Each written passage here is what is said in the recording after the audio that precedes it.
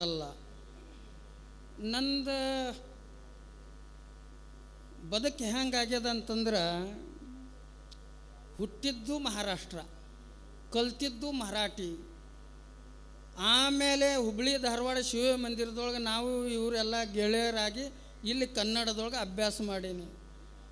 ಇಲ್ಲರ ಮಠಕ್ಕೆ ಆಗಬೇಕು ಅಂದು, ಇಲ್ಲ ಮಹಾರಾಷ್ಟ್ರದಾಗ ಮಠಕ್ಕೆ ಆಗಬೇಕು ಅಂದು. ಹಾಗಾಗಲಿಲ್ಲ. ನನ್ನ ಹಣೆ ಬರದಾಗ ಹೆಂಗೆ ಬರ್ದಿದೆ ಅಂತಂದ್ರೆ, ಹೋಗಿ ತೆಲಂಗಾಣಕ್ಕೆ ಮಠಕ್ಕಾಗ್ಯನ್ನ. ಅದಕ್ಕೆ ಪರಿಪೂರ್ಣನ ಕನ್ನಡನೂ ಮಾತಾಡಂಗಿಲ್ಲ, ನಾ ಮರಾಠಿನೂ ಮಾತಾಡಂಗಿಲ್ಲ, ನಾ ತೆಲುಗುನೂ ಮಾತಾಡಂಗಿಲ್ಲ, ನಾ ಹಿಂದಿನೂ ಮಾತಾಡಂಗಿಲ್ಲ. ಸಬ್ ಥೋಡಾ ಎಲ್ಲ ಅರ್ಧಂಬರ್ಧ ಬಟ್ಲರ್, ಅರ್ಧಂಬರ್ಧ ಇರಲಿ. ಭಾಳೇನು ಮಾತಾಡಂಗಿಲ್ಲ. ನಾನು 20 ವರ್ಷದ ಹಿಂದೆ ನಿಮ್ಮ ಸ್ವಾಮಿಗಳು ನಾನು ಬಹಳ ಆತ್ಮೀಯ ಗೆಳೆಯರು. ಈಗಿಲ್ಲ ಅಂತೀರೇನು? ಈಗೂ ಅದೇವು. ಮತ್ತು ನೀವು ಇದ್ದೀರಂತ ತಿಳ್ಕೊಂಡ್ರೆ 20 ವರ್ಷದ ಹಿಂದೆ ಈ ಸ್ವಾಮಿಗಳ ಹಣೆ ಬರ ಹೆಂಗಂತ ಹೇಳಿ ಒಂದು ಕಣ್ಣು ಮುಂದೆ ನಿಮ್ದು ಚಿತ್ರ ತಂದಿಡುತ್ತೇನೆ. 2 ನಿಮಿಷ. ಹಳೆ ಮಠ ಏನೂ ಇದ್ದಿದ್ದಿಲ್ಲ. ಹಳೆ ಮಠ, ಮಣ್ಣಿನ ಮಠ, ಹಿಂದೆ ಕಲ್ಲಿನ ಮಠ ಅಷ್ಟೇ. ನಾವು ಜಾತ್ರೆಗೆ ಬರ್ತಿದ್ದೆವು. ಒಂದು 8 ದಿನ 4 ದಿನ ಇರ್ತಿದ್ದೆವು. ಜಾತ್ರೆ ಮುಗಿಸ್ಕೊಂಡು ಮತ್ತೆ ನಾವು ಹೋಗಿಬಿಡ್ತಿದ್ದೆವು. ಬಹಳ ಹಳೆ ಮಠ. ಸ್ವಾಮಿಗಳು ಬಹಳ ಮುಗ್ಧ ಸ್ವಾಮಿಗಳು. ಹೆಚ್ಚು ಮಾತಾಡಂಗಿಲ್ಲ, ಯಾರ ಮನಸ್ಸು ನೂಸಂಗಿಲ್ಲ, ಏನಿಲ್ಲ ಎಂತಿಲ್ಲ. ಅಂಥ ಸ್ವಾಮಿಗಳು ಬಾಗಲಕೋಟೆ ಜಿಲ್ಲೆಯಲ್ಲಿಯೇ ಕ್ರಿಯಾಶೀಲ ಸ್ವಾಮಿಗಳು ಯಾರಾರ ಸಿಗ್ತಾರಂತಂದ್ರೆ ಅಲ್ಲಮ ಪ್ರಭು ಸ್ವಾಮಿಗಳು ಮಾತ್ರ ಸಿಗ್ತಾರ. ಸುಮ್ಮಲ್ಲ ನಾವು ಬರೇ ಮಾತಾಡೋರು ಅದೇವು, ಕೆಲಸ ಶೂನ್ಯ, ಏನೂ ಇಲ್ಲ. ಇವ್ರು ಮಾತಾಡಂಗಿಲ್ಲ, ಕೆಲಸವನ್ನು ಮಾಡ್ತಾರೆ. ನಾವು ಪುರಾಣದೊಳಗೆ ಕೇಳಿದೆವು, ಪ್ರವಚನದೊಳಗೆ ಕೇಳಿದೆವು, ಕೈಲಾಸ ಹಂಗಿರ್ತದ, ಕೈಲಾಸ ಹಿಂಗಿರ್ತದ ಅಂತ ಬರೇ ಪುರಾಣ ಪ್ರವಚನದೊಳಗೆ ಕೇಳಿದೆವು. ಆದರೆ ನಿಜವಾಗಿಯೂ ಬಾಗಲಕೋಟೆಯಲ್ಲಿ ಕೈಲಾಸವನ್ನು ತುಬಚಿಯಲ್ಲಿನೇ ನಿರ್ಮಾಣ ಮಾಡಿರುವಂಥ ಭವ್ಯ ಕಟ್ಟಡ ಎಲ್ಲದ ಅಂತಂದ್ರೆ ತುಬಚಿಯ ಗ್ರಾಮದೊಳಗದ. ಇದಕ್ಕಿಂತ ಮತ್ತೊಂದು ಆನಂದ ಏನದ ಹೇಳ್ರಿ? ಇನ್ನೊಮ್ಮೆ ಚಪ್ಪಳೆ ಬಾರಿಸ್ರಿ ಪುಕ್ಕಟೆ. ಏನು ರೊಕ್ಕ ಕೂಡ ಹತ್ತವೇನ? ಏನಿಲ್ಲ, ಪುಕ್ಕಟೆ ಬಾರಿಸ್ರಿ. ಯಾರೋ ಪ್ರಸಾದ ಮಾಡಿಸ್ತಾರ, ಯಾರೋ ನಮ್ಮ ಕಾರ್ಯಕ್ರಮ ಕರೆಸ್ತಾರ, ಯಾರೋ ಪೆಂಡಲ್ ಹಾಕ್ತಾರ. ಬರೀ ಕೂತ್ಕೊಂಡು ಪುಕ್ಕಟೆ ಚಪ್ಪಾಳೆ ಬಾರಿಸಾಕು ಏನು ಟ್ಯಾಕ್ಸ್ ಬೇಕಾ ನಿಮಗೆ? ಬಾರಿಸ್ರಿ. ನಾ ಬ್ಯಾಡ ಅನ್ನತನ ಬಾರಿಸ್ಬೇಕು.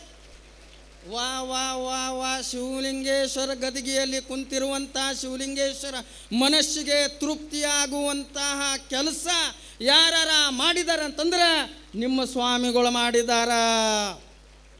ಸಾಕಿ ಹಂಗೆ ಬಾರಿಸ್ಕೊತಿರ್ತೀರಿ ಸಾಕ. ಇವ್ರು ನೋಡಕ್ಕೆ ಹಿಂಗೆ ಕಾಣ್ತಾರೆ ಸ್ವಾಮಿಗಳು. 20 ವರ್ಷದ ಹಿಂದೆ ನನಗೆ ಆ ಹಳ್ಳಿ ನೆನಪದ. ಯಾವ ಹಳ್ಳಿ? ನಾವಿಬ್ಬರು ಹೋಗ್ಯಾನ ಬಸರ್ಗಿ, ಅಲ್ಲ ಮತ್ತೊಂದು ಹಳ್ಳಿ ಬಸರ್ಗಿ ಶಾಖಾ ಮಠ ಐತೆ ನಿಮ್ದು. ಮತ್ತೊಂದು ಚಕಡೆಗೆ ಹೋಗಿದ್ದೀವಲ್ಲ, ಅಡರಹಟ್ಟಿ ಅಂತ ಇಲ್ಲಿ ಊರದ. ಇವ್ರದ್ದೊಂದು ಶಾಖಾ ಮಠ ಅಲ್ಲಿ. ಇಬ್ಬರು ಜಿಗರಿ ದೋಸ್ತರು ನಾವು. ಬಾ ತಮ್ಮ ಅಂತಂದ್ರು. ನಾ ಪುಕ್ಕಟೆ ಫಿರಿ ಮನುಷ್ಯ. ಬಾ ಅಂತಂದ್ರು ಬರೋವನ ಬಂದೆ. ಇಲ್ಲಿ ಹೋಗೋದದ ತಮ್ಮ ಅಂತಂದ್ರು. ಆಯ್ತು ರೀ ಅಜ್ಜರ ಅಂತಂದೆ. ಕರ್ಕೊಂಡು ಹೋದರು. ಕರ್ಕೊಂಡು ಹೋದ ತಕ್ಷಣ ಆಗ ಯಾರ್ದೋ ಒಂದು ಬಾಡ ಗಾಡಿನೂ ಇದ್ದಿಲ್ಲ ಪಾಪ ಇವರಿಗೆ. ಸ್ವಾಮಿಗಳದ ಚಿತ್ರನ ಕೇಳ್ರಿ. ಇವರಿಗೆ ಸ್ವಂತ ಗಾಡಿ ಇದ್ದಿಲ್ಲ, ಏನಿದ್ದಿಲ್ಲ, ಬಾಡ ಗಾಡಿ.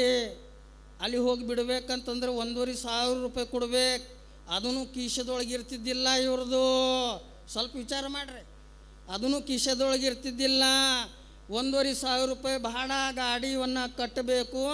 ಆ ಗಾಡಿಯಲ್ಲಿ ಅವ ನಮ್ಮ ಜೊತೆಗೆ ಇರೋವಲ್ಲ ಏನಲ್ಲ, ಅಲ್ಲಿ ಬಿಟ್ಟು ಬರವ. ಮತ್ತು ಅಲ್ಲಿ ಬಿಟ್ಟು ಬಂದ ನಂತರ ಈ ಸ್ವಾಮಿಗಳು ಕೋಟ್ಯಾಧೀಶನಿಗೂ ಅಷ್ಟೇ ಕಿಮ್ಮತ, ಬಡವನಿಗೂ ಅಷ್ಟೇ ಕಿಮ್ಮತ ಕೊಡುವಂಥ ಸ್ವಾಮಿಗಳು ನನ್ನ ಜೀವನದೊಳಗೆ ಯಾರಾದ ಕಂಡೇನಿ ಅಂತಂದ್ರೆ ಅಲ್ಲಮ್ಮ ಪ್ರಭು ಮಹಾಸ್ವಾಮಿಗಳಿಗೆ ಕಂಡೇನ. ಅಲ್ಲಿಗೆ ಹೋದೆವನು, ಅಡಹಟ್ಟಿಗೆ ಹೋದೆವು. ಹೋದ ತಕ್ಷಣ ಸ್ನಾನ ಪೂಜಾ ಪ್ರಸಾದ ಎಲ್ಲ ಅಮನ್ ಚಮನ್ ಎಲ್ಲ ಊಟ ಮಾಡಿದೆವು. ಮಾಡಿದ ನಂತರ ಮರುದಿನ ಮತ್ತೊಂದು ಹಳ್ಳಿಗೆ ಹೋಗ್ಬೇಕು. ಈ ಕಡೆಯಿಂದ ತೋಟದಾಗ ಮನೆ ಇರ್ತಾವೆ, ಅದು ಒಂದು ಗುಡ್ದಾಗಿತ್ತು. ಮತ್ತು ಹೋಗೋದೆ ಹಂಗೆ ಬಡವ ಬನೇನು ಹಾಕ್ಕೊಂಡ್ಯಾನ ಒಬ್ಬ ಭಕ್ತ, ಈ ಮಠದ ಭಕ್ತನೇ ಅವ. ಈ ಮನೆ ಗುರು, ಈ ಈ ಈ ಈ ದೇ ಈ ಮಠದ ಶಿವಲಿಂಗೇಶ್ವರ ಅವ ಮನೆ ದೇವರು. ಬನೇನ ಮ್ಯಾಲೆ ಧೋತ್ರ ಮ್ಯಾಲೆ ಬಂದ, ಅಜ್ಜರಿಗೆ ಕಾಲು ಬಿದ್ದ ಅಪ್ಪೋರೆ ಬರ್ರಿ ನಮ್ಮ ಮನೆಗೆ ಬರ್ರಿ, ನಾಳೆ ಭಿನ್ನ ನಾ ಮಾಡ್ತೀನಿ, ಪೂಜಾ ಮಾಡ್ತೀನಿ. ನಾ ಅಂದೆ ಇವಂದು ಅವತಾರ ನೋಡಿ ಭಕ್ತನ ಇವ ಭಿನ್ನ ಮಾಡಿಸ್ತಾನ, ಪ್ರಸಾದ ಮಾಡಿಸ್ತಾನ ಸ್ವಾಮಿಗಳಿಗೆ ಅಂತ ನಾನು ನನ್ನ ಮನುಷ್ಯನೊಳಗೆ ಮ್ಯಾಲೆ ಅಂದಿಲ್ಲ.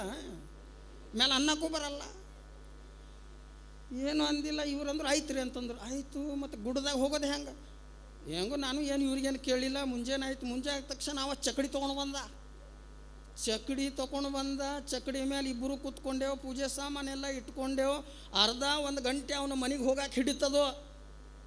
ಚಕಡಿಯಲ್ಲಿ ಕುಂತಿರುವಂಥ ಸ್ವಾಮಿಗಳು ಈಗೊತ್ತು 50 ಲಕ್ಷದ ಕಾರ್ ಗಾಡಿನಲ್ಲಿ ಕುತ್ಕೊಂಡು ಮೆರಿತಾರಂತಂದ್ರೆ ಆಗಿರುವಂಥ ಮನಸ್ಸು ಈಗಿರುವಂಥ ಮನಸ್ಸು ಇದರಲ್ಲಿ ಏನೂ ಚೇಂಜ್ ಇಲ್ಲ, ಹಂಗದ.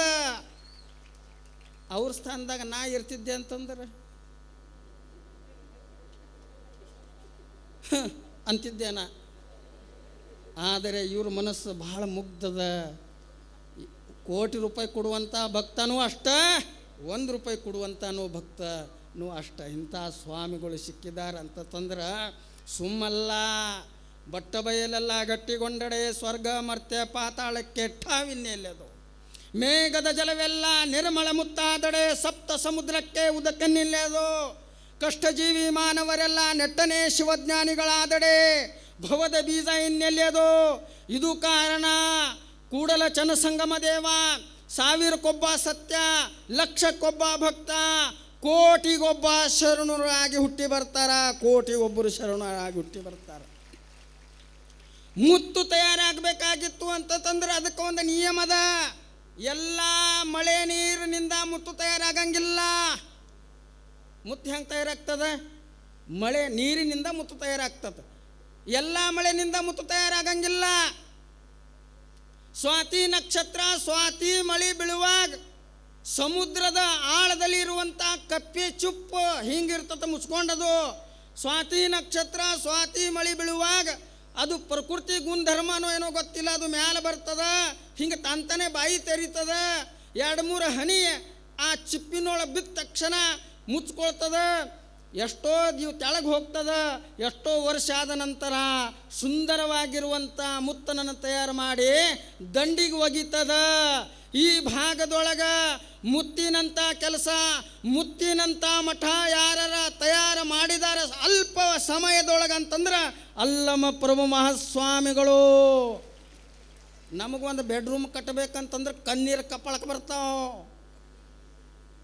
ಒಂದು ಬೆಡ್ರೂಮ್ ಕಟ್ಟಬೇಕಂದ್ರೆ, ಒಂದು ಬಾತ್ರೂಮ್ ಕಟ್ಟಬೇಕಂತಂದ್ರೆ ಕಣ್ಣೀರು ಕಪ್ಪಳಕ್ಕೆ ಬರ್ತಾವ. ನಿಮ್ಮ ಸಹಕಾರದಿಂದ, ನಿಮ್ಮ ಸಹಾಯದಿಂದ ಇಂಥ ದೊಡ್ಡ ಮಟ್ಟದ ಕಟ್ಟಿದಾರ ಅಂತಂದ್ರೆ ನಮ್ಮ ಜೀವನನ ಒಂದು ಕಟ್ಟಡದಾಗೆ ಜೀವನ ಹೋಗಿಬಿಡ್ತದ. ಆದರೆ 3-4 ವರ್ಷದಲ್ಲಿಯೇ ಎಂಥ ಭವ್ಯವಾಗಿರುವಂಥ ಮಠ ಕಟ್ಟಿದಾರೆ ಅಂತಂದ್ರೆ ಹೊರಗೆ ನೋಡಾಕ ದೇವರ ಮನೆ, ಒಳಗೆ ನೋಡಿದ್ರೆ ಅರಮನೆ. ಹೊಡ್ರಿ ಚಪ್ಪಳೆ, ಏನಾಗ್ಯದ ನಿಮಗೆ? ಹೊರಗೆ ಹೆಂಗೆ ಕಾಣ್ತದ? ದೇವ್ರ ಮನೆ ಕಂಡಂಗೆ ಆಗ್ತದ. ಒಳಗೆ ಹೆಂಗದ? ಅರಮನೆ ಅದ. ಆದರೆ ಬಾಗಲಕೋಟೆ ಜಿಲ್ಲೆಯಲ್ಲಿ ಒಂದು ನೆನಪಿಡ್ರಿ ನೀವು, ಆಂಧ್ರ ಪ್ರದೇಶದ ತಿರುಪತಿ ದೇವಾಲಯ ಹೆಂಗದನೋ ಬಾಗಲಕೋಟೆ ಜಿಲ್ಲೆಯಲ್ಲಿ ತಿರುಪತಿ ದೇವಾಲಯ ನೋಡುವ ಹಂಗೆ ಕಟ್ಟಡ ಎಲ್ಲರ ಅದ ಅಂತಂದ್ರೆ ಅದು ತುಬ್ಚಿಯ ಗ್ರಾಮದೊಳಗದ. ಅಂಥ ಕೆಲಸವನ್ನು ನಮ್ಮ ಅಲ್ಲಮ ಪ್ರಭು ಸ್ವಾಮಿಗಳು ಮಾಡಿದಾರ. ಆದ್ದರಿಂದ ಇಂಥ ಸ್ವಾಮಿಗಳಿಗೆ ನೀವು ನಾನು ನೋಡ್ತಾ ಇದ್ದೀನಿ. ನಾ ಎಷ್ಟು ಮಂದಿಗೆ ಪರಿಚಯ ಅದನೋ ನನಗೆ ಗೊತ್ತಿಲ್ಲ. ಆದರೆ ನಾನು ನಿಮಗೆ ಪಕ್ಕ ತಿಳಿತೇನೆ, ಚಂದ ತಿಳಿತೇನೆ. ನಮ್ಮ ಗೌಡ್ರು ಎಲ್ಲದಾರೆ ಏನೋ ಅವರು, ಅವ್ರ ಗೌಡ್ರು ಏನು ರೀ ಅವ್ರ ಹೆಸರು? ಬೆಳ್ಳನ ಕೂದಲದವ್ರು, ಪ್ಯಾಂಟ್ ಶರ್ಟ್ ಹಾಕೊಂಡು ಬರ್ತಾರಲ್ಲ, ಅಲ್ಲ ಅವ್ರ ಹೆಸರೇನು?